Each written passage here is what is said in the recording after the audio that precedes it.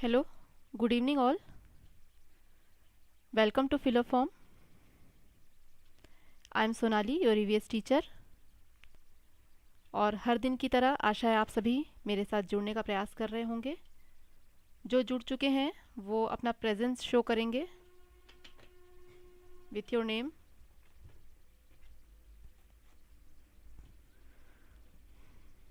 Fill a form में आप सभी का बहुत बहुत स्वागत है। एवरीडे हमारी क्लास अभी हो रही है MCQ पर, क्योंकि एग्ज़ाम्स बहुत करीब हैं और अब एग्ज़ाम की जो तैयारी है वो क्वेश्चन पेपर के अकॉर्डिंग हम कर रहे हैं। प्रीवियस ईयर के क्वेश्चंस और भी पिछले जो क्वेश्चंस हैं उन सालों के क्वेश्चंस को भी ले करके हम आपको प्रैक्टिस करवा रहे हैं। और ये क्वेश्चंस जो हैं घूम फिर कर उसी तरह से प्रेजेंट होते हैं, फिर आपके सामने आते हैं। छोटी छोटी चीज़ें चेंज कर दी जाती हैं, बेसिक चीज़ें वही रहती हैं। तो प्रीवियस ईयर के जो क्वेश्चंस होते हैं ये बहुत इम्पॉर्टेंट होते हैं और इनको हमें ध्यान देना चाहिए कि ये जो प्रीवियस ईयर के जो क्वेश्चंस हैं इनको हम खासकर ध्यान दें कि इनसे हम तैयारी करें, है ना। सबसे अच्छा तैयारी का मूल मंत्र कह सकते हैं। और अच्छा, वेरी गुड, बहुत लोग ज्वाइन कर चुके हैं। ज्योत्सना जी, यास्मीन जी और Ram Pravesh ji, Bhavesh ji, Saroj ji, Shaheen ji, good evening all of you. Very nice कि आप लोग बिल्कुल पंक्चुअल हैं, टाइम से आ जाते हैं। बहुत अच्छा लगता है, बहुत खुशी होती है कि मुझे भी एक्चुअली मैं आधे घंटे पहले से बेचैन रहती हूँ कि मेरी क्लास होनी है। और जिस दिन भी क्लास किसी कारण से नहीं हो पाती है, जैसे कल अनफॉर्चुनेटली मेरा वाईफाई फेल हो गया था तो कंटिन्यू हम क्लास नहीं कर पाए, तो बड़ा फील होता है क्योंकि हम भी तैयारी करते हैं। एक दिन की क्लास के लिए हमारी भी घंटों की मेहनत होती है। कंटेंट लाना, क्वेश्चन आंसर देखना, प्रॉपर उसको तैयार करना, आप लोगों के सामने प्रेजेंट करना। सिर्फ 1 घंटे पढ़ाना जो है ये तो बहुत आसान है, लेकिन इसके पीछे की मेहनत काफ़ी रहती है। आई थिंक आप लोग सब समझते हैं क्योंकि यू ऑल आर टीचर्स। तो जैसे आप लोग लेसन प्लान बनाते हैं, कई लोग टीचिंग कर रहे होंगे तो उन्हें पता है कि किस तरह से लेसन प्लान किया जाता है, कैसे नोट्स तैयार करके और फिर बच्चों को पढ़ाया जाता है। तो ये प्रेजेंटेशन जो है ये बहुत इम्पॉर्टेंट है। अगर प्रेजेंटेशन आपने तैयार कर रखी है तो आपको पढ़ाना बहुत आसान हो जाएगा। मीला जी गुड इवनिंग, रोशन जी गुड इवनिंग।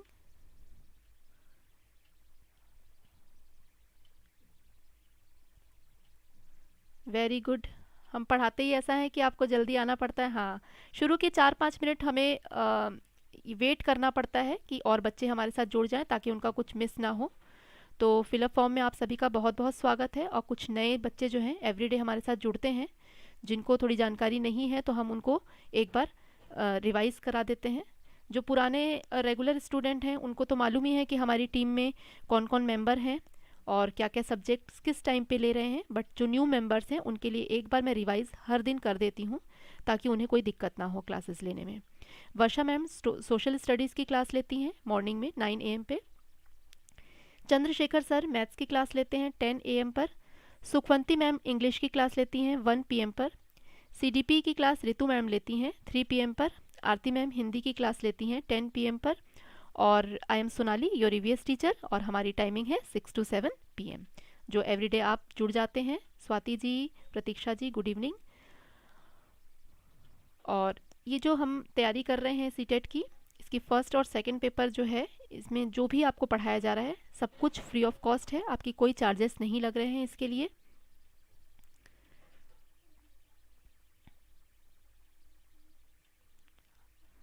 हाँ, इतनी देर बाद भी हो जाती है। और अब हम एक और नया शुरू करने वाले हैं। जैसे हम गूगल मीट आप लोगों से कर रहे थे, अभी नेक्स्ट वीक से हम कोशिश कर रहे हैं कि आपकी एक एक डाउट क्लासेस करें। जैसे क्या होता है कि क्लासेस के बीच में आप लोग कई चीज़ें पूछते हैं कि इस बारे में बताइए, उस बारे में बताइए। तो कई बार होता है कि हमारा जो कंटेंट रहता है उसको पढ़ाते पढ़ाते हम थोड़ा सा डिस्ट्रैक्ट हो जाते हैं और आपके क्वेश्चन आंसर का जवाब देने लगते हैं।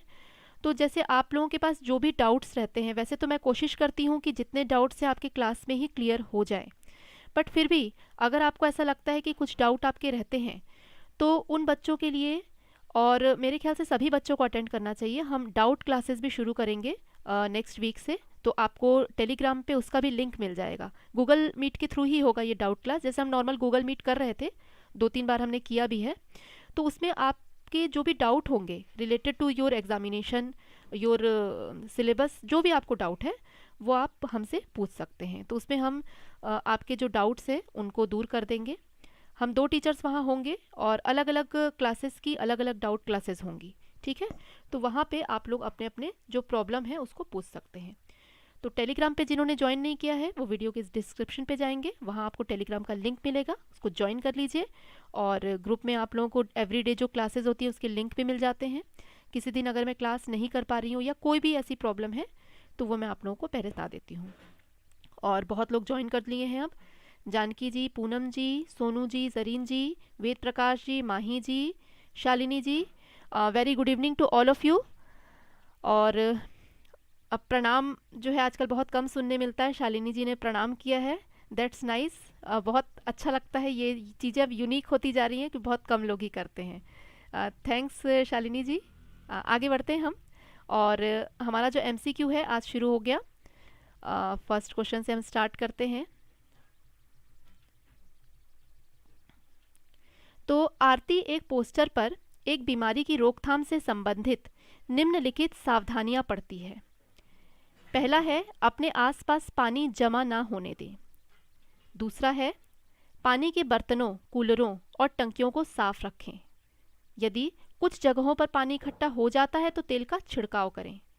और स्वयं के बचाव के लिए जाली का प्रयोग करें। मतलब जाली मतलब मच्छरदानी जो अब लगाया जाता है, नेट लगाते हैं ना मच्छरों के लिए, मॉस्किटो नेट। पोस्टर का उद्देश्य है कि खाली स्थान के फैलने के बारे में जागरूकता पैदा करना। क्या फैलने के बारे में, ये आपको बताना है।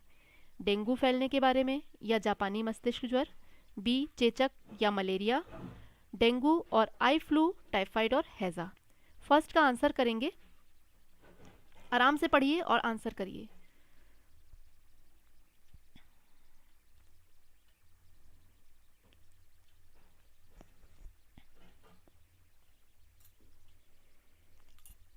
ये टॉपिक आपका वाटर, जो टॉपिक हमने पढ़ा था उससे रिलेट करेगा।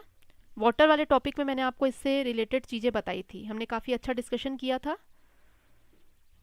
और मिक्स्ड आंसर आ रहे हैं, डी भी है, बी भी है, ए भी है, सी भी है, सारे आंसर्स आ रहे हैं और मिक्स्ड आंसर आ रहे हैं। ध्यान से क्वेश्चन को पढ़िए, क्या कहा जा रहा है समझने की कोशिश करिए, then you give your answer.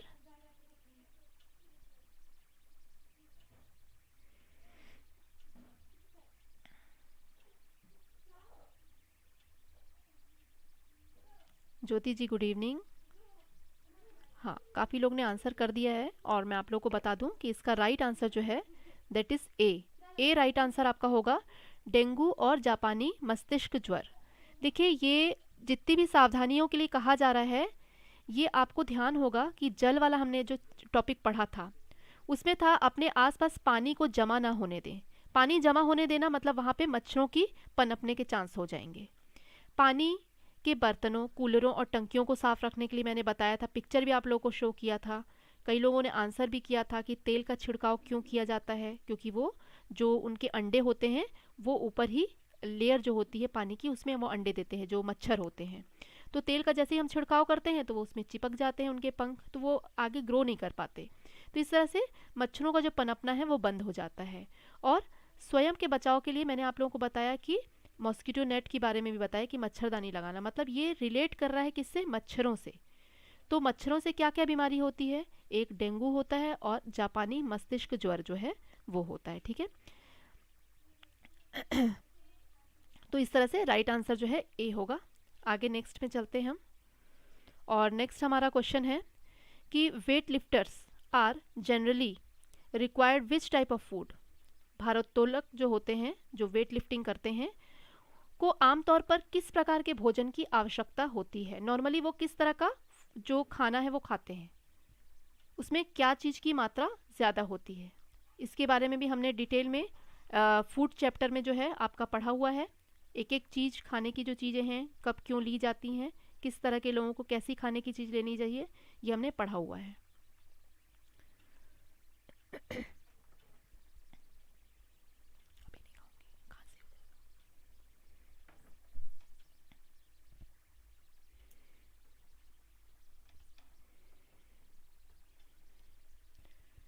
Number 2 डाल के आंसर करेंगे। भावेश जी का ए है और शाहीन जी का बी है, ज्योति जी का ए है, मीला जी का बी है, प्रदीप जी, स्वाति जी, जानकी जी सब बी आंसर कर रहे हैं। वेद प्रकाश जी ने भी बी आंसर किया है।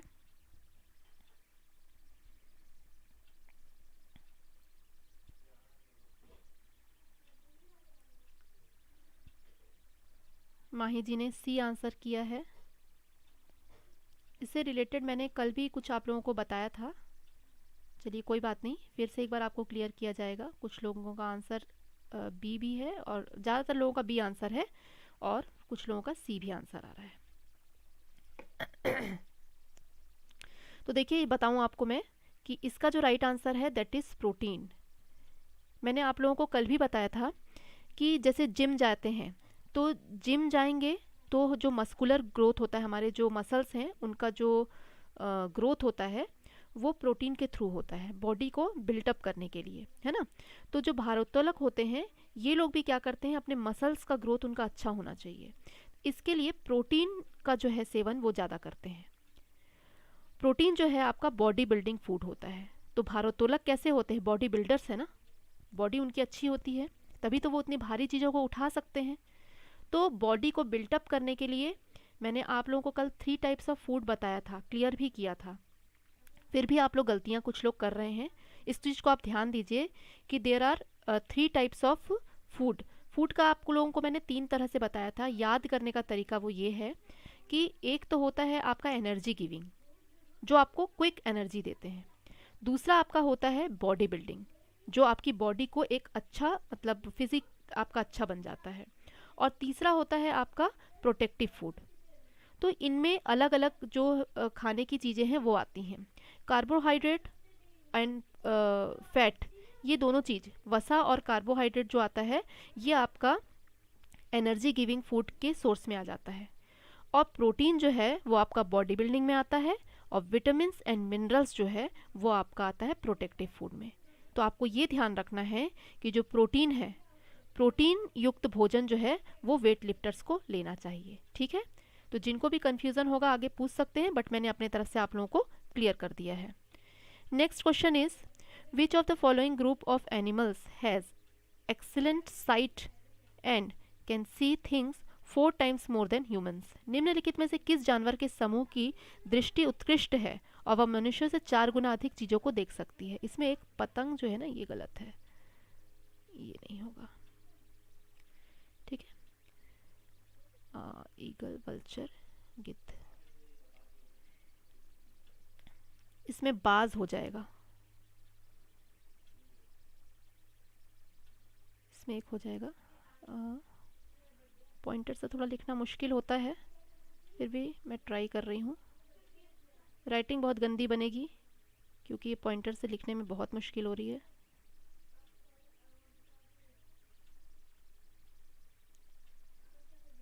बाज एक तरह की चिड़िया होती है, बाज।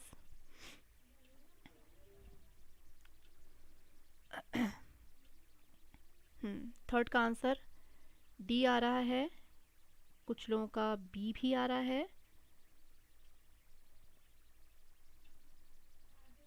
यहाँ पे आई साइट की बात की जा रही है, मतलब आँखों की जो रोशनी है, दृष्टि जो है वो बड़ी तेज होती है। किनकी, इसमें 3 एनिमल्स को दिया गया है।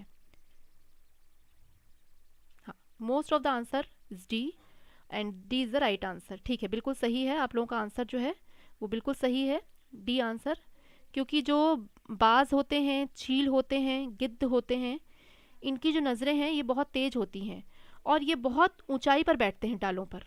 ये ज़्यादातर क्या होता है कि नीचे आपको ऐसे घूमते फिरते नहीं दिखेंगे, ये हमेशा बहुत ऊंचाई पर बैठेंगे, डालों पर या आसमान में उड़ते हुए दिखेंगे।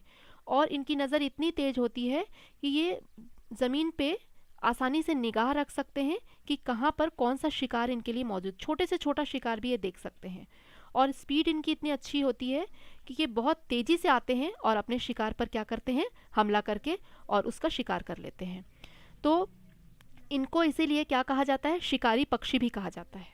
ठीक है, तो कई बार ये ऑप्शन जो है आपके यही रहेंगे और क्वेश्चन आपका थोड़ा चेंज कर दिया जाएगा, तो इसमें एक क्वेश्चन और निकल के आ सकता है कि शिकारी पक्षी या शिकारी जानवर कौन से हैं इनमें से, ये कर सकता है कि शिकारी जानवरों का नाम आप इसमें से समूह में से चुनिए कि कौन से शिकारी जानवर हैं। तो शिकारी जानवरों में भी यही 3 आएंगे। तो इस तरह से ऑप्शन आपके यही रहेंगे और सिर्फ क्वेश्चन को चेंज कर दिया जाएगा। ठीक है, तो चील, गिद्ध, बाज, ये सारे जो हैं तेज निगाहों वाले होते हैं, बहुत दूर से अपने शिकार की पहचान कर लेते हैं और उस पर हमला कर देते हैं। आगे बढ़ते हैं नेक्स्ट क्वेश्चन पे। Number 4, which of the following tools will be appropriate for assessing social personal qualities of children engaged in learning EVS through group work। देखिए ग्रुप वर्क का बात हमेशा आ रहा है इसमें क्वेश्चन में। समूह कार्य के माध्यम से पर्यावरण अध्ययन में लगे बच्चों को सामाजिक व्यक्तिगत गुणों का आकलन करने के लिए निम्नलिखित में से कौन सा उपकरण जो है वो उपयुक्त होगा। ध्यान से समझ के आंसर करिए। इसमें व्यक्तिगत गुणों का आकलन करने की बात कही जा रही है, ये आप ध्यान दीजिएगा। जो इसके मेन पॉइंट्स रहते हैं उन पे मैं अंडरलाइन कर दिया करती हूँ ताकि आप लोगों को आंसर इजीली मिले। यहाँ पे व्यक्तिगत, सामाजिक और व्यक्तिगत गुणों का आकलन किया जा रहा है।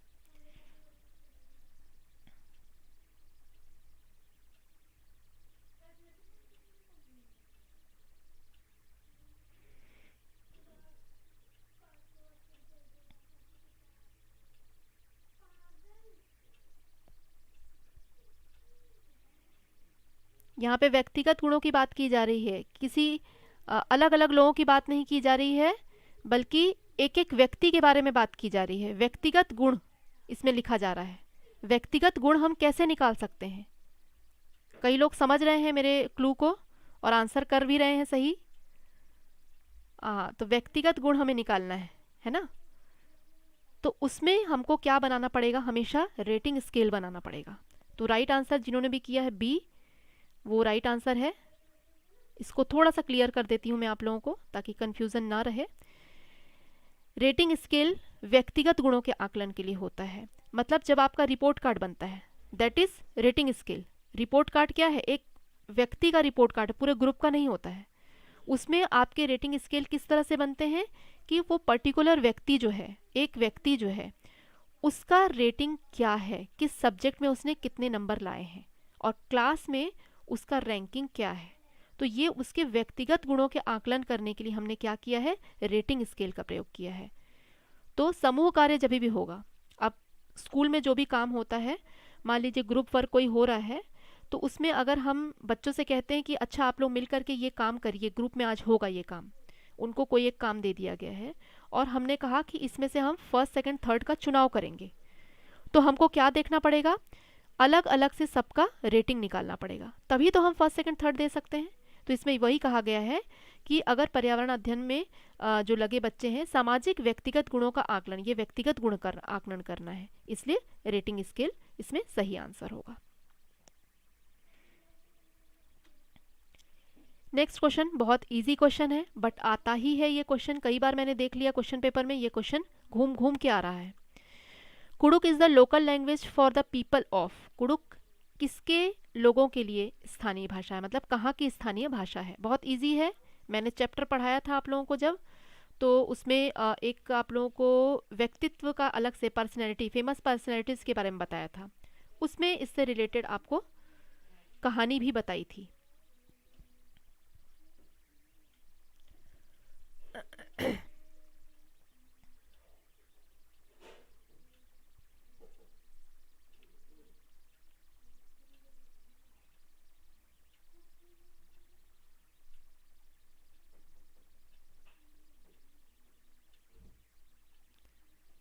हाँ, आप लोगों को याद है लग रहा है आंसर, इसलिए सही आ रहे हैं। D is the right answer, और ये मैंने आप लोगों को बताया था, तो आप लोगों ने याद भी रखा है, अच्छी बात है।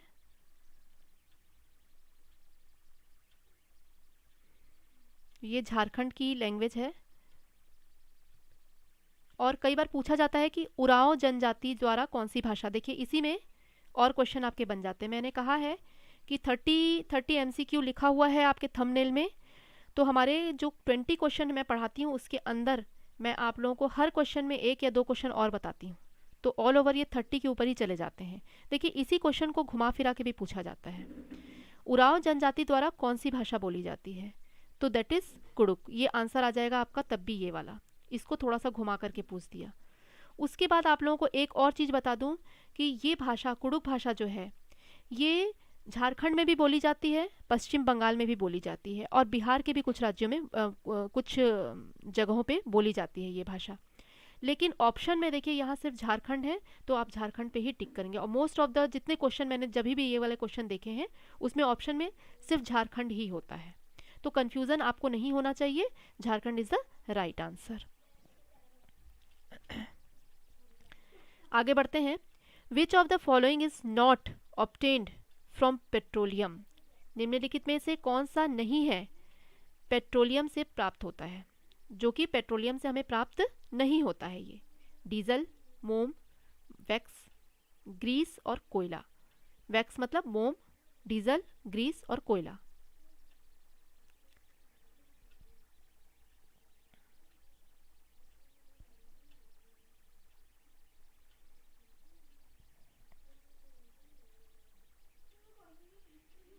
ओके जानकी जी, आप झारखंड से हैं? हाँ, तब तो आपको पता ही होगा कि वहाँ की भाषा है।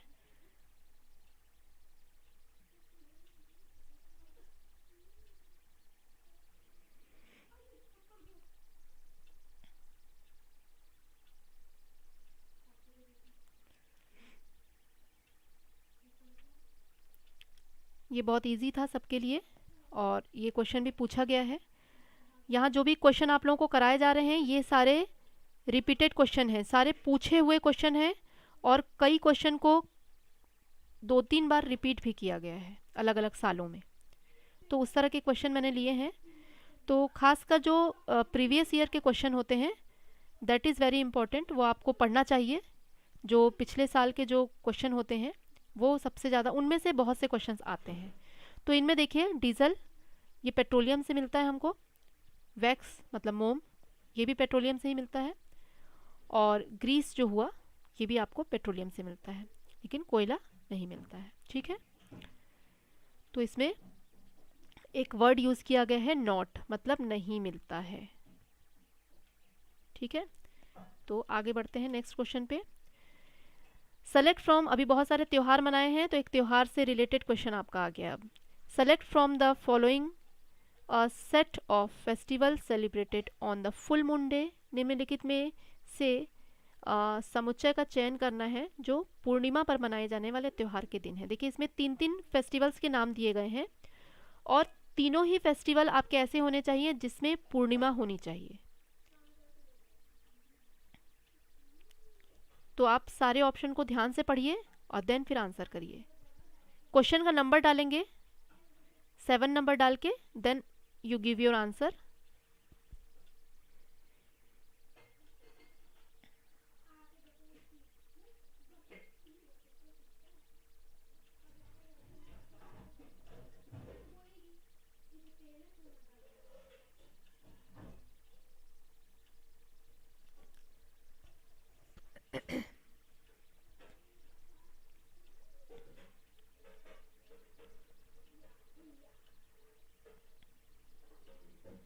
इसमें ए और सी में थोड़ा कंफ्यूजन आ रहा है।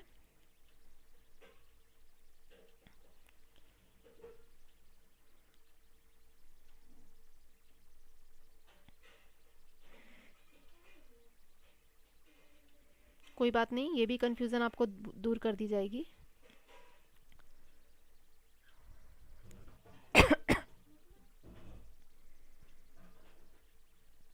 कुछ लोगों के बी भी आ रहे हैं आंसर। ओके, मिक्स आंसर है, तो ये थोड़ा याद कर लीजिए आप लोग, भूलिए नहीं और गलती मत करिएगा इसमें। इसका जो राइट आंसर है that is 3rd number and C. Holi, Rakshabandhan, Guru Nanak का जन्मदिन, ये तीनों ही जो त्यौहार हैं इन पर पूर्णिमा होती है, तो इसका राइट आंसर होगा, देखिए ए तो हो ही नहीं सकता किसी भी तरह से, क्योंकि दीपावली जो है वो अमावस्या को मनाई जाती है, तो फर्स्ट ऑप्शन और फोर्थ ऑप्शन दोनों में ही दिवाली है, ये दोनों किसी भी तरह से नहीं हो सकते, ठीक है। और आपका बचता है सेकंड और थर्ड, जिसमें से जो थर्ड है इसमें तीनों ही ऐसे त्यौहार हैं जो पूर्णिमा को मनाए जाते हैं, ठीक है। तो ये अब आप लोगों को जो भी इसमें डाउट होगा वो दूर हो गई होगी। तो जिन्होंने भी सी आंसर किया है that is right answer.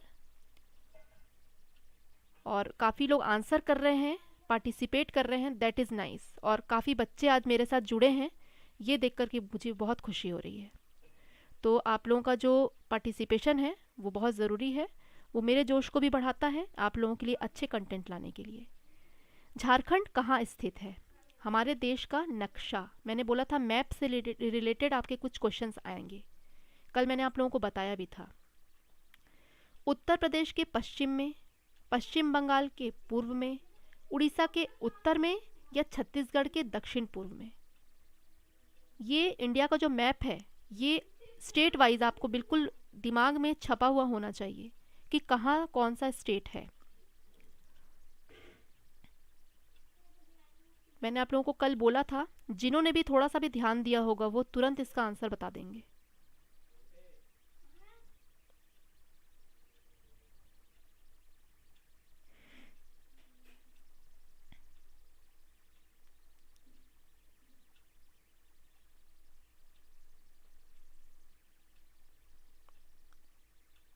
Nandini ji hello, 8th का आंसर करिए। 2 लोगों का आंसर आया अभी तक, पहला उन्होंने सही बताया है और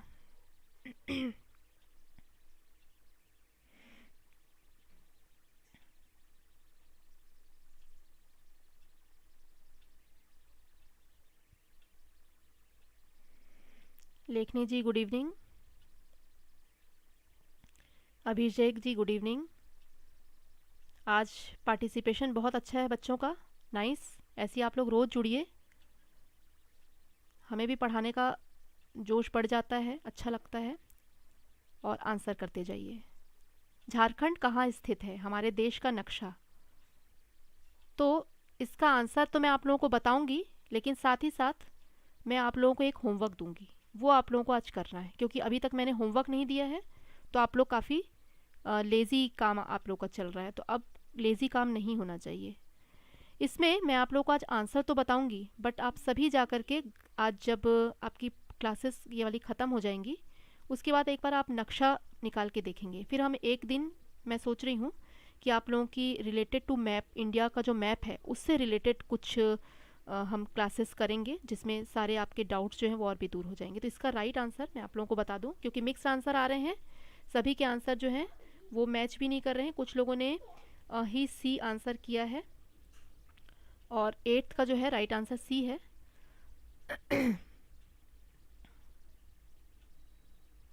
ठीक है, तो ये मैं आप लोगों को मैप नहीं शो कर रही हूँ इसमें, बट आप लोग घर पे आज मैप खोल करके थोड़ा देखेंगे, गूगल पे सर्च करिए और थोड़ा मैप को एक निगाह अच्छे से उस पर दौड़ाइए कि कौन कौन से स्टेट्स जो हैं, हाँ कौन कौन से स्टेट्स जो हैं वो किसके किसके साथ जुड़ रहे हैं। देखिए आज आप लोग का पार्टिसिपेशन तो हाई है और काफ़ी बच्चे जो हैं जुड़ रहे हैं लाइव, तो लाइव जुड़ने के साथ साथ लाइक भी ज़रूरी है।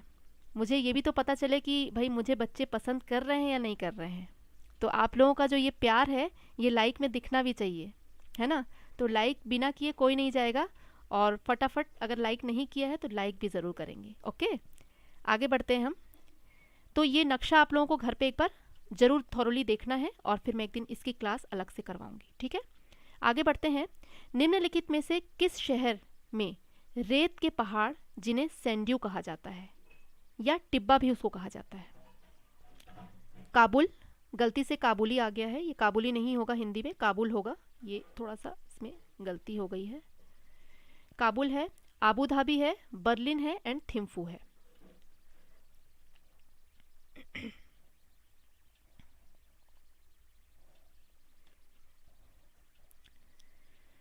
ये क्वेश्चन भी रिपीटेड है, मैंने देखा है कि 2-3 बार इसको अलग अलग सालों में पूछा गया है। तो हाँ, यहाँ तो लाइक सब कर रहे हैं और आपको वीडियो में भी लाइक ज़रूर करना है।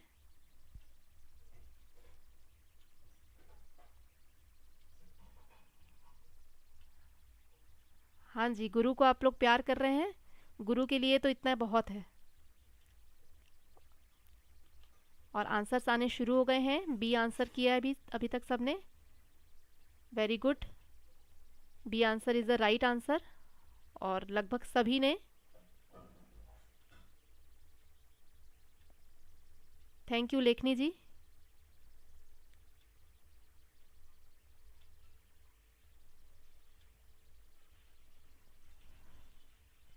तो Abu Dhabi is the right answer.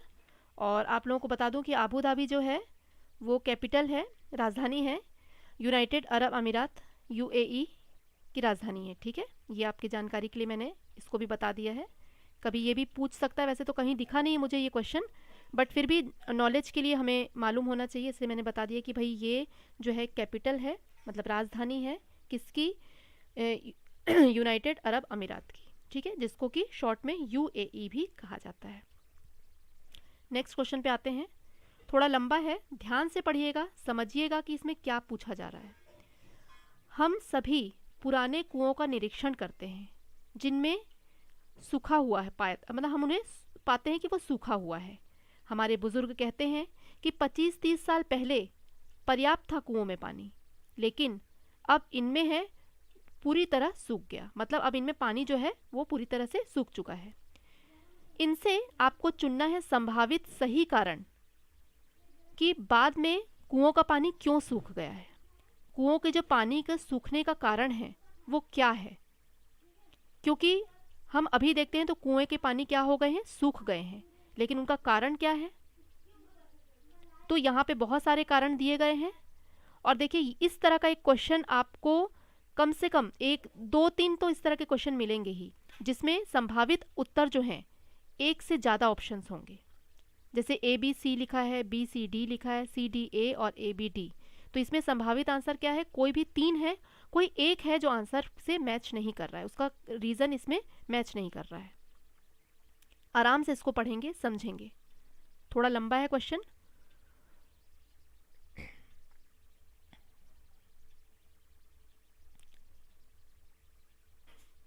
रश्मि जी नमस्ते।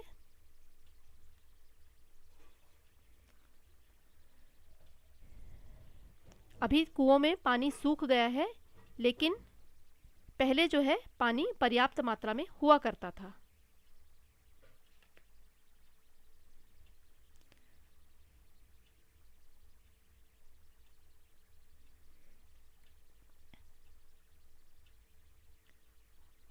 स्वाति जी का, शिवांगी जी का आंसर आया है बी।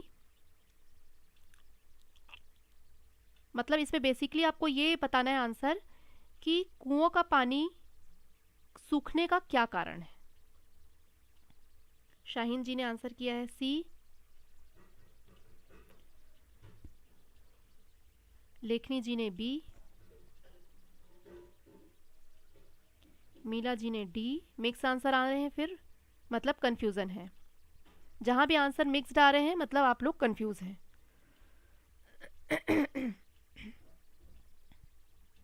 ओके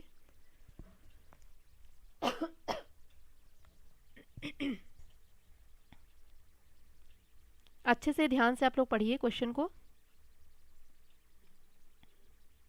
कुछ लोगों ने आंसर सुधारे भी हैं अपने।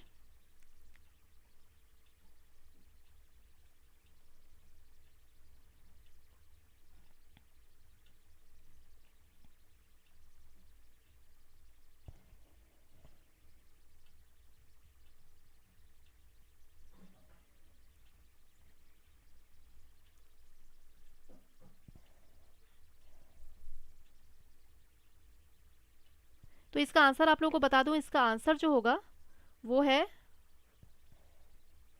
4th number. और वो क्यों होगा वो भी आपको रीज़न बताते हैं। देखिए पहला जो इसमें ऑप्शन है वो एक कारण है, दूसरा जो एक ऑप्शन है वो भी कारण है, और तीसरा जो एक ऑप्शन है वो भी कारण है। इसमें कैसे कारण है वो आप लोगों को क्लियर कर देती हूँ अभी। तो D is the right answer. और ध्यान से समझिएगा, ठीक है। वे झीलें, तालाब जिनमें वर्षा का पानी इकट्ठा करने के लिए इस्तेमाल किए जाने वाला पानी है लंबे समय तक, वहाँ देखिए पहले पहले क्या होता था कि बहुत सारी झीलें, तालाब, छोटे छोटे ताल हुआ करते थे जिनमें बारिश का पानी इकट्ठा होता था, और धीरे धीरे उन तालाबों से सोखता हुआ अंडरग्राउंड जो वाटर लेवल है उसको बढ़ाता था, जो ज़मीन के अंदर जो पानी होता है उसके लेवल को वो बढ़ाता था, पानी इकट्ठा हो जाता था वहाँ पे। लेकिन अब क्या हो रहा है कि ये झील, तालाब, छोटे छोटे जो ताल होते हैं इनको पाट दिया जा रहा है, वहाँ पे कंस्ट्रक्शन कर दिया जा रहा है, खुली जगह आपको नहीं मिलेगी कहीं, सब जगह क्या हो रहा है उनको या तो सीमेंट कवर कर दिया जा रहा है, रोड बना दिए जा रहे हैं कंक्रीट वाले। तो अब क्या होता है, जो पानी सोखता था ज़मीन वो नहीं सोख पा रहा है। एक ये रीज़न आपका सही हो जाएगा। दूसरा रीज़न है पेड़ों के चारों ओर की मिट्टी अच्छी तरह से आसपास के क्षेत्र को अब कवर कर दिया गया है। किससे? कोल तार से, सीमेंट के साथ। पेड़ों के चारों ओर पहले पहले आप देखिएगा पुराने समय में पेड़ों के चारों ओर ना एक चबूतरा सा बनाते थे, मिट्टी का होता था वो भी, और बारिश का जो पानी होता था वो पेड़ को भी अच्छे से मिल पाता था। लेकिन अब क्या होता है, उसके चारों ओर सीमेंट घेर दिया जाता है, रोड बना दिए जा रहे हैं, तो वहाँ से भी जो पानी है वो मिट्टी के साथ सोख करके ज़मीन के अंदर तक पहुँच ही नहीं पाती है। और लास्ट वाला जो ऑप्शन है, कई इलेक्ट्रिक मोटर चालित पंप आ गए हैं भूमिगत जल खींचने के लिए। मतलब सबमर्सिबल जो आप लोग पंप लगाते हैं, हैंड पंप्स जो यूज़ होते हैं, बस मोटर चलाया, पानी टंकी में भर गया और आप फटाफट बिना कुछ सोचे समझे यूज़ कर रहे हैं, तो इस तरह से काम चल रहा है। लेकिन पानी पहले क्या होता था, ज़मीन खुली थी, सीमेंटेड नहीं थी, डामरीकरण नहीं था, वो पानी पूरा सोख लेता था ज़मीन, और अंडरग्राउंड वाटर लेवल क्या होता था, एक अच्छी स्थिति में रहता था। लेकिन अब ये तीनों चीज़ें नहीं हो पा रही हैं, जिसके कारण क्या हो गया है, इन कुछ सालों में जो हमारा वाटर लेवल है वो बिल्कुल ही डाउन हो गया है। आई थिंक आप लोगों को क्लियर हो गया होगा आंसर। अगर क्लियर है तो एक बार थम्स अप कर दीजिए कि भाई क्लियर है आप लोगों को। और सी वाला तो कोई मतलब ही नहीं है, कोई भी कुओं का नहीं उपयोग करता है, तो कोई भी अगर कुएं का उपयोग नहीं कर रहा है तो पानी बढ़ना चाहिए ना, ये तो इसमें आएगा ही नहीं। तो ये तीन जो है ए, बी और डी, ये आपका जो नंबर 4 है वो राइट आंसर हो जाएगा। एक बार क्लियर है आप शो कर दीजिए, तो फिर मैं आगे बढ़ जाती हूँ। हाँ, जरीन जी का तो आ गया, ठीक है, तो हम आगे बढ़ जाते हैं। ठीक है, next question is environmental studies is defined as the branch that deal with. पर्यावरण अध्ययन को उस शाखा के रूप में परिभाषित किया गया है जो निम्नलिखित से संबंधित है।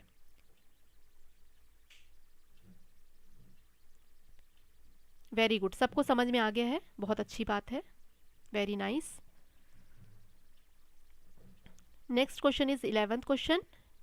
इसका आंसर आराम से सोच के, पर्यावरण अध्ययन को उस शाखा के रूप में परिभाषित किया गया है जो निम्नलिखित से संबंधित है।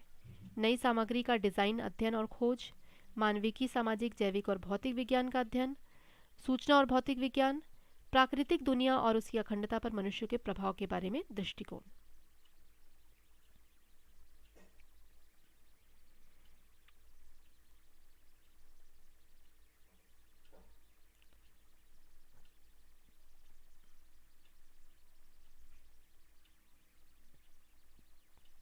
मीला जी का आंसर आ गया है, बट 10th का आंसर आ रहा है आपका।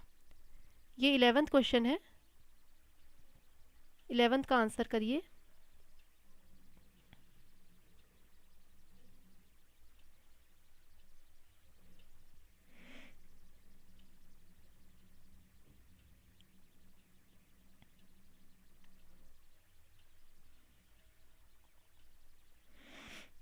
ज़्यादातर लोगों का आंसर बी आ रहा है,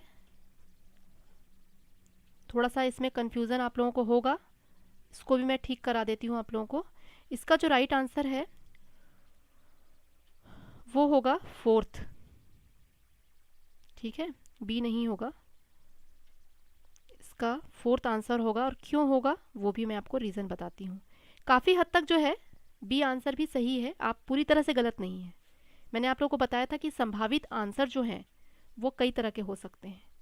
कभी कभी हमें लगता है कि सभी सही हैं, लेकिन उनमें से एक जो है वो आंसर के ज़्यादा नज़दीक होता है। यही मुश्किल आती है जो पेडागोजिकल क्वेश्चन आएंगे आपके, उसमें यही मुश्किल आएगी कि आपको सारे आंसर सही लगेंगे कई बार।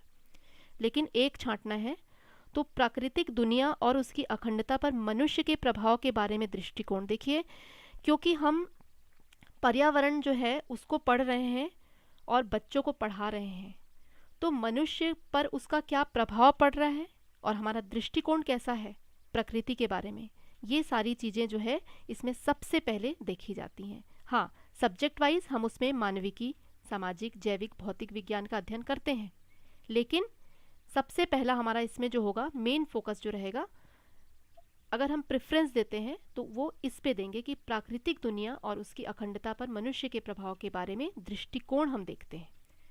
तो कन्फ्यूज़न आपको बी में ज़रूर होगा, सेकंड वाला लगेगा, क्योंकि सेकंड वाला पूरी तरह गलत नहीं है, पर आंसर के नज़दीक हमको जाना है, तो the right answer is fourth, प्राकृतिक दुनिया और उसकी अखंडता। अगर ये फोर्थ ऑप्शन आपका नहीं होता इसमें, अगर ये वाला ऑप्शन आपके पास नहीं है फोर्थ, तो आपका सेकंड ऑप्शन जो है वो राइट हो जाता।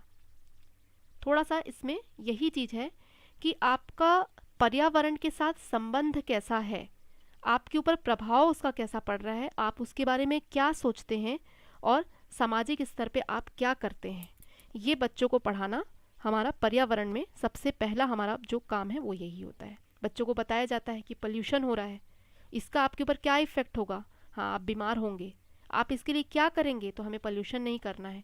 तो ये एक दूसरे के बारे में जो है हम प्रभाव को भी देखते हैं और दृष्टिकोण बताते हैं। ठीक है, आगे बढ़ते हैं। Integrated crop management is defined as a process to, एकीकृत फसल प्रबंधन को एक प्रक्रिया के रूप में परिभाषित किया गया है। फसल उगाने के लिए पारंपरिक तरीका का प्रयोग करना है, अकार्बनिक उर्वरकों और कीटनाशकों के विकल्प का उपयोग करना है, ए और बी दोनों और इनमें से कोई नहीं। 12th का आंसर करेंगे।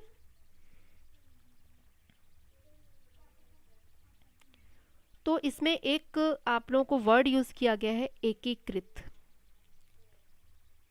ये आपका क्लू है, इस क्लू को थोड़ा सा ध्यान दीजिए, आपको सब समझ में आ जाएगा।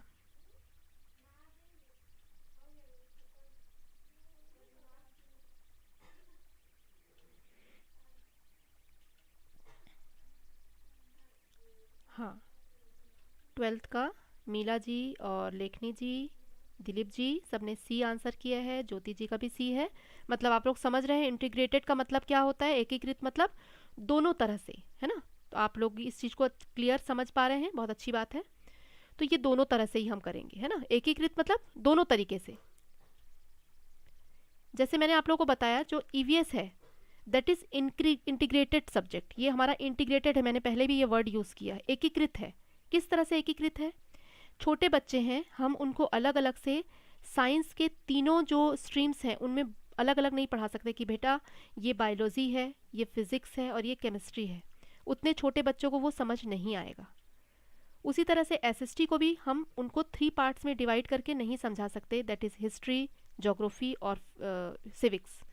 तो इन सब चीज़ों को क्या कर दिया गया है, मर्ज कर दिया गया है, और उनके जो मर्ज, जो एकीकृत रूप है उसी को ही कहा जाता है इंटीग्रेटेड। ठीक है, तो ये इंटीग्रेटेड में आपका दोनों तरीके से पारंपरिक भी यूज़ किया जा रहा है और कुछ जो है मतलब आपका इनऑर्गेनिक फर्टिलाइजर्स भी, पेस्टिसाइड भी यूज़ किए जा रहे हैं। तो ये हो गया। और ये क्यों किया जा रहा है, ये जो तरीका है एकीकृत तरीका क्यों किया जा रहा है यूज़, इसका कारण भी आपको बताऊं। देखिए पहले पहले जो था फसल उगाने के पारंपरिक तरीकों का ही प्रयोग किया जाता था। इससे ये होता था कि फसल का उत्पादन कम होता था और समय ज़्यादा लगता था, और इनको जो मतलब पैसे जो मूल्य जो मिलना चाहिए वो भी कम मिलता था क्योंकि उत्पादन कम होता था।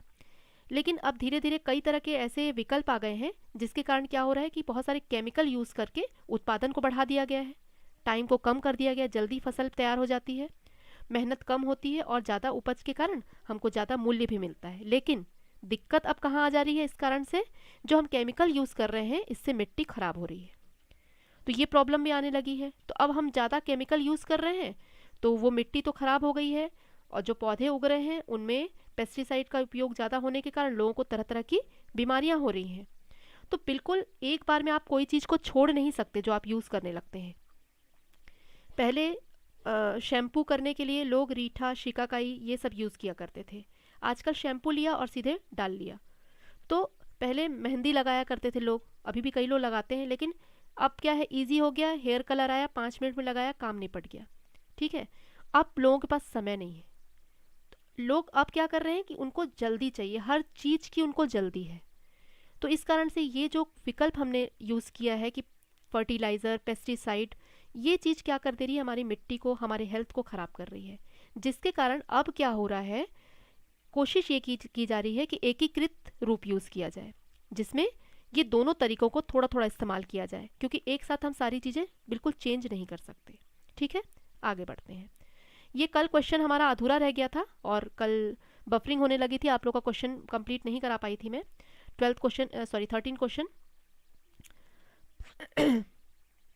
तो इसका जो आंसर है, ये कल आप लोग कर ही रहे थे कि तभी क्लास हमारी ब्रेक हो गई थी।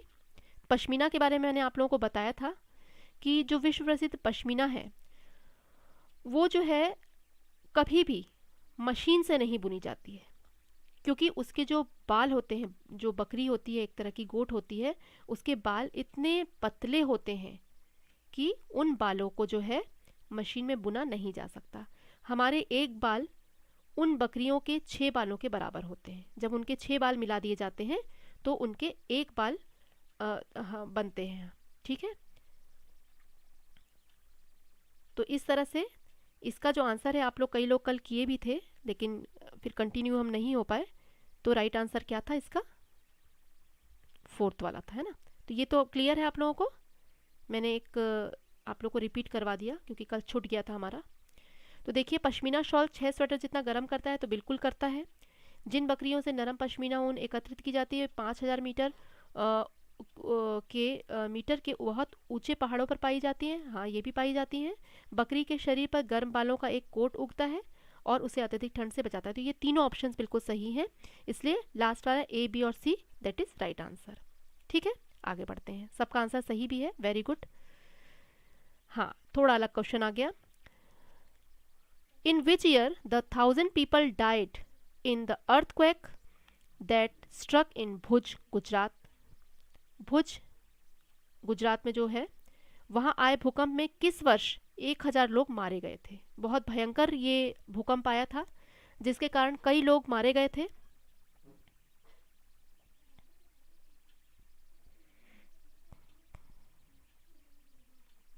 फोर्टीन्थ का आंसर करेंगे।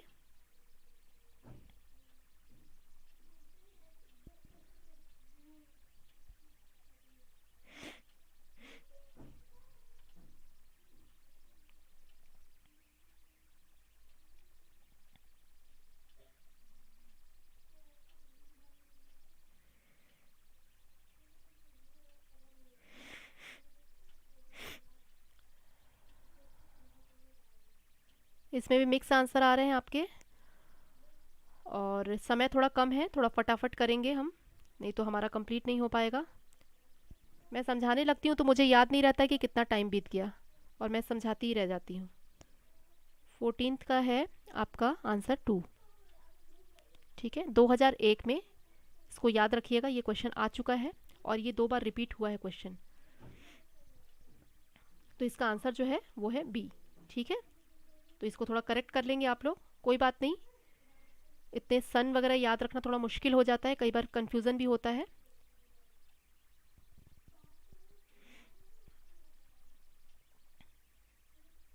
लेखनी जी, कोई प्रॉब्लम है आपको?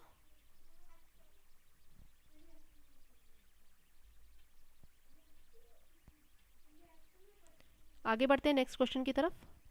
और हमारे देश की राजधानी के स्थान संबंध में देखिए, मैप वाला एक क्वेश्चन और आ गया। हिमाचल प्रदेश की राजधानी शिमला और मध्य प्रदेश की राजधानी भोपाल विकल्प में क्रमशः स्थित हैं। देश की राजधानी दिल्ली है, आपको पता है सभी को। ठीक है, 15th क्वेश्चन। देश की जो राजधानी है हमारे, वो है दिल्ली। दिल्ली से शिमला किस दिशा में है, और मध्य प्रदेश का जो भोपाल है वो किस दिशा में है, ये आपको बताना है। क्वेश्चन को मैं आप लोगों को एक बार समझा दे रही हूँ। तो देश की राजधानी के स्थान के संबंध में बताना है। हिमाचल प्रदेश में शिमला जो है वो, और मध्य प्रदेश में भोपाल, विकल्प जो क्रमशः स्थित हैं वो आपको बताना है।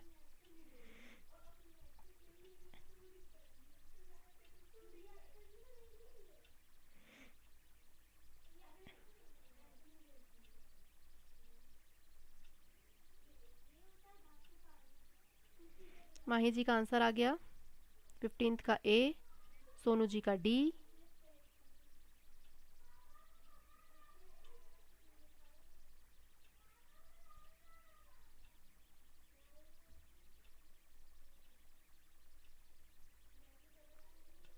फिफ्टींथ का डी कर रहे हैं कुछ लोग ए कर रहे हैं,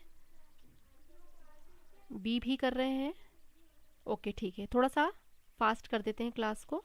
और ये देखिए मैप आप देख सकते हैं, ठीक है, ये आपका है दिल्ली। थोड़ा सा मैप ब्लर हो रहा होगा, आई थिंक बहुत क्लियर नहीं आपको शो हो रहा होगा। ये है दिल्ली, ठीक है, और यहाँ से उत्तर की तरफ हम जाएंगे तो ये आपका हो जाएगा शिमला, और इसी से आप नीचे दक्षिण की ओर जाएंगे तो ये आपका आ गया भोपाल, ठीक है, थोड़ा ज़्यादा बड़ा हो गया गोल तो ये भोपाल आपका हो गया, ठीक है। तो ये आप देख सकते हैं कि बीच में दिल्ली है और उत्तर की ओर आपका है शिमला और दक्षिण की ओर आपका है भोपाल, ठीक है। तो अब आप लोगों को आंसर करने में दिक्कत नहीं होगी, हम आंसर की तरफ वापस आ जाते हैं। तो उत्तर की तरफ आपका है शिमला और दक्षिण की तरफ है आपका भोपाल। तो ये क्रमशः जो है, जिसमें कि ये शिमला आ गया आपका और भोपाल आपको देखना है। तो थोड़ा मैप अगर आप लोग एक बार देख के जाएंगे एग्ज़ाम में तो फिर आप लोगों को समझ में आ जाएगा इजीली, ठीक है, क्लियर है।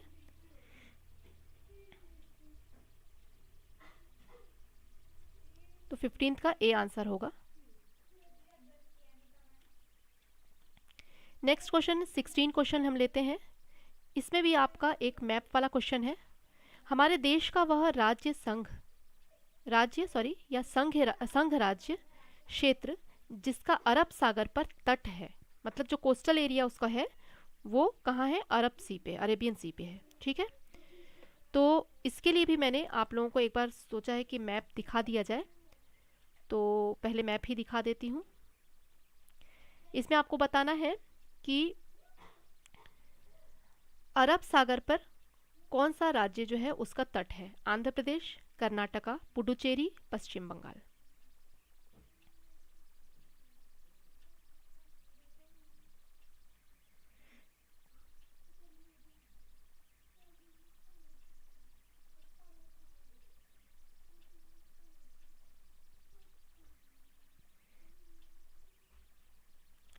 थ्री आंसर आ रहा है।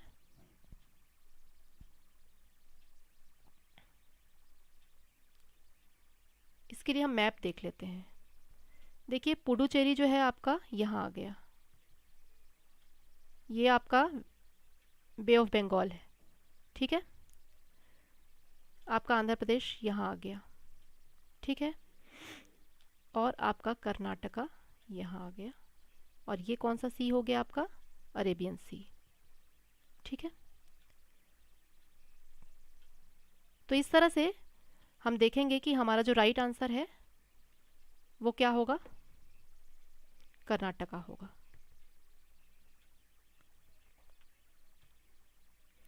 क्योंकि देखिए पश्चिम बंगाल तो ऑलरेडी है ही ना, यहाँ पे वेस्ट बंगाल वो तो है ही है, बे ऑफ बंगाल में इसका तट, ये जो कोस्टल एरिया है ये आपका वेस्ट बंगाल में आ जा रहा है, और ये आंध्रा भी जो है आपका, ये जो तट है ये भी आपका बे ऑफ बंगाल में, और पुडुचेरी जो है इसका भी जो तट है वो आपका कहाँ आ रहा है, बे ऑफ बंगाल।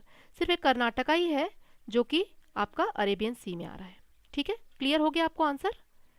तो इस तरह से आप लोग थोड़ा मैप को अगर सर्च करके जाएंगे तो आप लोगों के लिए काफ़ी ईजी हो जाएगा। नेक्स्ट क्वेश्चन की तरफ बढ़ते हैं। बहुत इजी है, फटाफट आंसर बताइए। उस महिला एथलीट का नाम बताइए जिसने 12 साल की उम्र में भारोत्तोलन शुरू किया, 130 किलो वजन उठाने में सफल रही, अंतर्राष्ट्रीय स्पर्धाओं में 29 पदक जीते। विकल्प आपके दिए हुए हैं।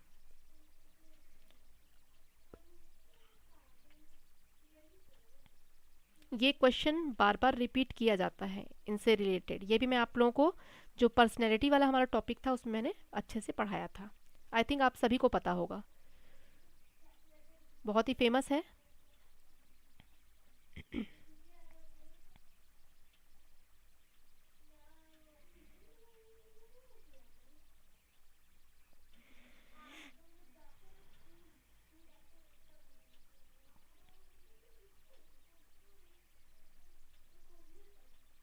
हाँ, D is the right answer, very good. और बिल्कुल सही है आप सभी का आंसर, राइट आंसर आपका हो गया डी, वेरी गुड। आगे, मसालों का एक समूह जिसका हर सदस्य केरल में उगाया जाता है, विकल्प है। सदस्य किसको कहा जा रहा है? मसालों को कहा जा रहा है, ये भी ध्यान दीजिएगा। इस तरह से क्वेश्चन भी अजीबोगरीब से आएंगे। मसालों को ही इसमें सदस्य कहा जा रहा है, ठीक है। तो ये देखिए कि तीन तीन मसाले दिए हुए हैं, तीनों मसाले जो हैं वो केरल में उगाए जाते हैं।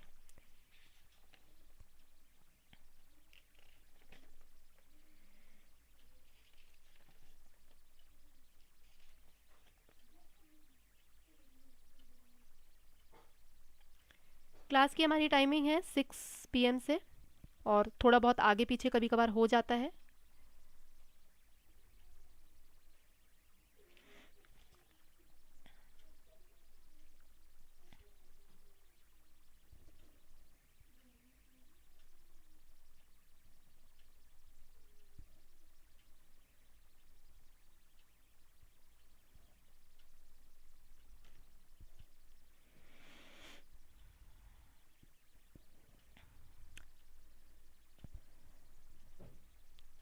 बहुत से लोगों का आंसर डी आ रहा है, और इसका राइट आंसर फटाफट आप लोगों को बता देती हूँ कि इसका राइट आंसर जो है वो है सेकंड नंबर, तेज पत्ता, काली मिर्च और इलायची, ठीक है।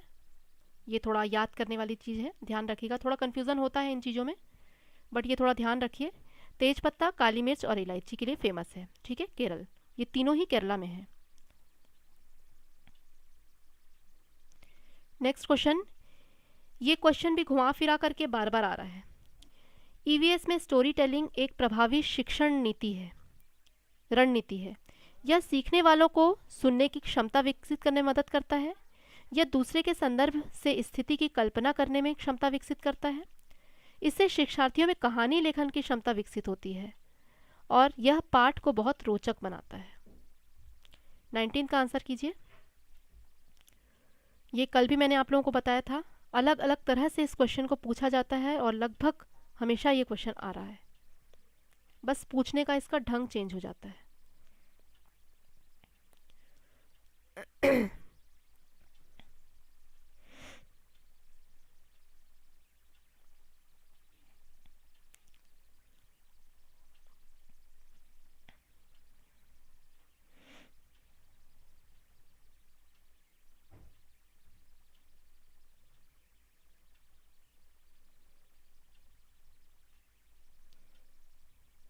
पाठ को बहुत रोचक बनाता है, आंसर आ रहा है डी,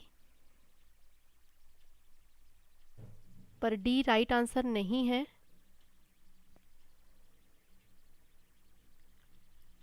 और समय की कमी है, फटाफट आंसर करिए। ज़्यादातर लोगों का डी आंसर आ रहा है, बट डी आंसर नहीं है। इसका जो आंसर है वो है, यह दूसरे के संदर्भ से स्थिति की कल्पना करने की क्षमता विकसित करता है। क्योंकि हम छोटे बच्चों को पढ़ा रहे हैं, वो कल्पनाशीलता उनकी बढ़ती है। तो ये स्टोरी टेलिंग जो है, ये एक शिक्षण की ऐसी नीति है जिससे बच्चों में क्या होती है, कल्पनाशीलता की वृद्धि होती है। अगर ये ऑप्शन नहीं होगा तो आपका डी ऑप्शन सही होगा। पूरी तरह से डी ऑप्शन गलत नहीं कहूँगी मैं, बट इसका जो राइट आंसर है दैट इज़ बी, ठीक है। इसमें बच्चों की जो कल्पना शक्ति है वो बहुत ज़्यादा हाई होती है, क्योंकि उनके लिए हर कुछ नया होता है, वो हर चीज़ की कल्पना कर सकते हैं। तो इसलिए जब उनको कहानी सुनाई जाती है वो तरह तरह की कल्पनाएं करते हैं, तो उनकी कल्पना शक्ति बढ़ती है, ठीक है। नेक्स्ट है लास्ट हमारा, विज्ञान शिक्षण में दृष्टिकोण होना चाहिए। बहुत इजी है, और ये क्वेश्चन भी घुमा फिरा करके आता है अलग अलग तरह से। आपके पेडागोजिकल, ये सिर्फ विज्ञान शिक्षण में नहीं, आपके किसी भी सब्जेक्ट में पेडागोजी में ये क्वेश्चन आ सकता है।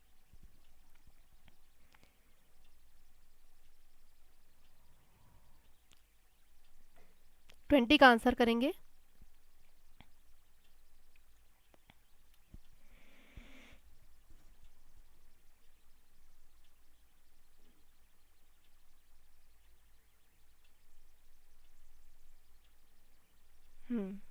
गुड, वेरी गुड, आप लोग के आंसर आना शुरू हो गए हैं और मुझे पता था कि आंसर सबका सही भी आएगा। और लाइक सबको करना है जाने के पहले ही, भूलना नहीं है किसी को भी। जिन्होंने भी लाइक नहीं किया है वो लाइक ज़रूर करेंगे।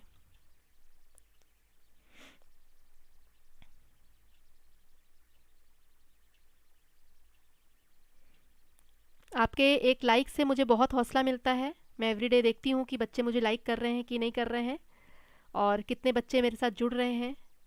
और अब तो नाम भी लगभग लोगों के याद हो गए हैं मुझे, जो रोज़ हमारे साथ जुड़ते हैं। हाँ, तो इसका राइट आंसर ए है, बाल केंद्रित होगा आपका। इस तरह के जो भी क्वेश्चन होंगे जिसमें बच्चों की भलाई हो रही है, बच्चों का किसी भी तरह से भला होना चाहिए, आपको ये ध्यान रखना है। पेडागोजी में ये क्वेश्चन आएंगे तो ये ध्यान आपको रखना है कि बाल केंद्रित हमेशा होगा, बच्चों पे ही केंद्र करके कोई भी काम किया जाएगा स्कूल में। स्कूल के टीचर, स्कूल, उसके पाठ्यक्रम, उसमें कभी भी केंद्रित नहीं होगा, क्योंकि बच्चे पढ़ने आ रहे हैं, हम बच्चों के लिए स्कूल खोले हैं। तो हमारा जो कुछ भी काम होगा वो बच्चों से रिलेटेड, बच्चों के लिए, बच्चों द्वारा ही होगा। ठीक है, तो ये बाल केंद्रित होगा। तो आज की क्लास अगर आप लोग को अच्छी लगी है तो भाई सबको लाइक करना है। जो न्यू है हमारे साथ, जो भी मेंबर्स जुड़े हैं, जिनको समझ नहीं आ रहा है कि क्या करना है, हमें कैसे वीडियोस देखनी है, उनके लिए एक बार मैं क्लियर कर देती हूँ फटाफट। हमारे चैनल को सब्सक्राइब करेंगे और जो वीडियो है उसमें जाएंगे तो आपको सारे वीडियोस दिखाई देंगे, उसमें मिक्स हो जाएंगे कि भाई कौन सा सब्जेक्ट का क्या वीडियो है, इसलिए आपको जाना है प्लेलिस्ट में। ठीक है, प्लेलिस्ट में जाएंगे तो आपको उसमें अलग अलग सब्जेक्ट के अलग अलग प्लेलिस्ट मिल जाएंगे। माही जी का 20 में 15 मार्क्स है, नाइस, अच्छा है। आज के क्वेश्चन में बिल्कुल डिफरेंट टाइप के थे। और थैंक्स टू ऑल। तो जिन्होंने भी अभी तक फिलअप फॉर्म को सब्सक्राइब नहीं है, सब्सक्राइब करेंगे और टेलीग्राम चैनल हमारा ज्वाइन करेंगे। और कल की क्लास मिस कल नहीं, कल तो संडे है ना, मंडे की क्लास ये मिस नहीं करनी है। बहुत अच्छे अच्छे क्वेश्चंस मैं आप लोगों के लिए लेके आऊँगी और इसी तरह से रेगुलर आपको क्लास अटेंड करनी है। So goodbye all, thanks to all. और लाइक किए बिना कोई नहीं जाएगा, ओके? ठीक है, सबको लाइक करना है और फिर तभी जाना है घर।